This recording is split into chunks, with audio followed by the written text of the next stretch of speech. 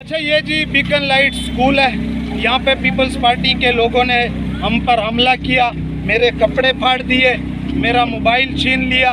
पूरे polling agents को इन्होंने अंदर यरगमाल बना दिया है, पोलिंग एजेंट्स को मारा है। यहाँ पे सूरत हाल बहुत ज़्यादा कशीदा हो गई है। जब पीपल्स पार्टी को अपनी हार नज़र आई तो उनके जो गुंडे थे उन्होंने हम पर हमला किया।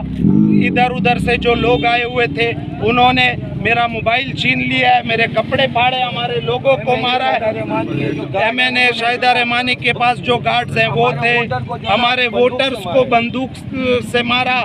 ये चीज़ें यहाँ पर इन्होंने इस वक्त की है। इंतजामिया का कहना है इंतजामिया आ गई है, पुलिस रेंजर्स अभी उन्होंने हालात कंट्रोल किए हैं, लेकिन जो गेट पर पुलिस वाले थे वो जो है इनको नहीं रोक रहे थे। 25 लोग अंदर जा रहे थे एक साथ, जिस पे